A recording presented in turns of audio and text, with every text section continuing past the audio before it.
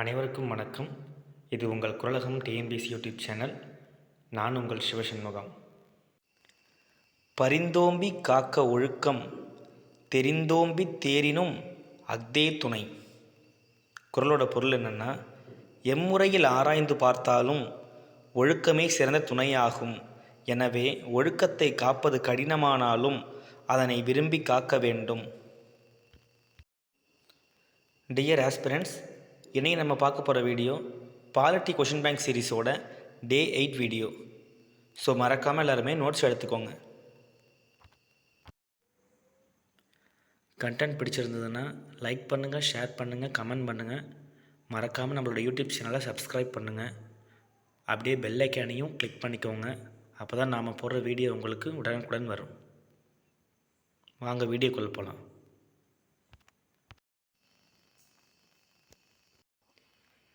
Quorum என்றால் என்ன? அவையை நடத்த தேவையான குறைந்தபட்ச உறுப்பினர்களின் எண்ணிக்கையை குவாரம் என்பர். தென் மாநில சட்டமன்றத்தின் குவாரம் மாநில சட்டமன்றத்தின் மொத்த உறுப்பினர்களில் 10ல் 1 பங்கு அல்லது குறைந்தபட்சம் 10 உறுப்பினர்கள். இவற்றில் எது அதிகமோ அது பின்பற்றப்படும். தென் நெக்ஸ்ட் கொஷின்,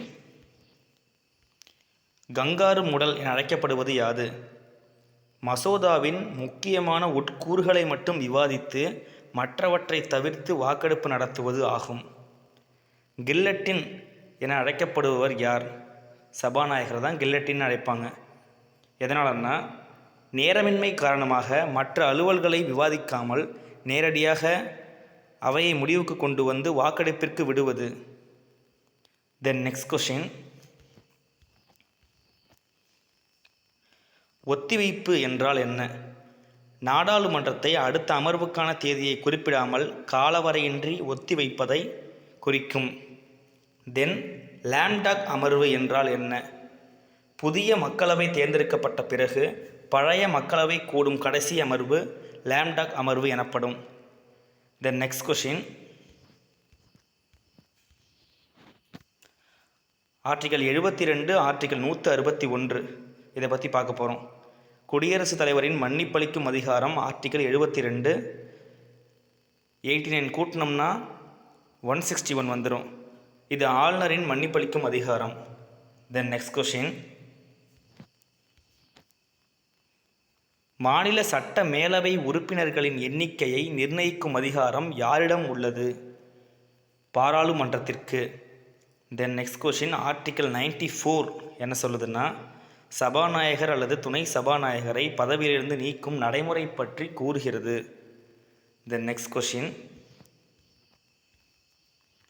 ஆர்டிகல் 164 என்ன சொல்லுதுன்னா, பழங்குடியினர் நலனுக்காக ஒரு தனி அமைச்சரை நியமிக்க மாநில அரசுக்கு அதிகாரம் வழங்கும் அரசமைப்பு விதி. ஆர்டிகல் 164. தென் நெக்ஸ்ட் கொஷின், முதல் மக்களவை கலைக்கப்பட்டது எப்போது? ஏப்ரல் 4, 1957. தென் நெக்ஸ்ட் கொஷின், கிழக்கு நோக்கும் கொள்கையை அறிமுகப்படுத்திய பிரதமர் யார்? PV Narasimha Rao. Then next question, தமிழ்நாட்டில் மேலவை அதிகாரப்பூர்வமாக நீக்கப்பட்ட நாள்? நவம்பர் 20, 1986. அப்போதைக்கு சிஎம்மாக இருந்தவர் MG ராமச்சந்திரன் அவர்கள். தென் நெக்ஸ்ட் கொஷின், மாநில தகவல் ஆணையம் எச்சட்டத்தின்படி உருவாக்கப்பட்டது? தகவல் அறியும் உரிமை சட்டம் 2005. தென் நெக்ஸ்ட் கொஷின், அவ்வளோதான் கொஷின் முடியுது. ஸோ கண்டென்ட் கம்மியாக இருந்தாலும் எல்லாத்தையும் கிளியராக படிச்சுக்கோங்க, நோட் பண்ணிக்கோங்க மறக்காமல். பாலிட்டி நம்ம டிஸ்கஸ் பண்ண தான் நல்லாயிருக்கும். உங்கள் ஃப்ரெண்ட்ஸோடு டிஸ்கஸ் பண்ணுங்கள். தேங்க்யூ.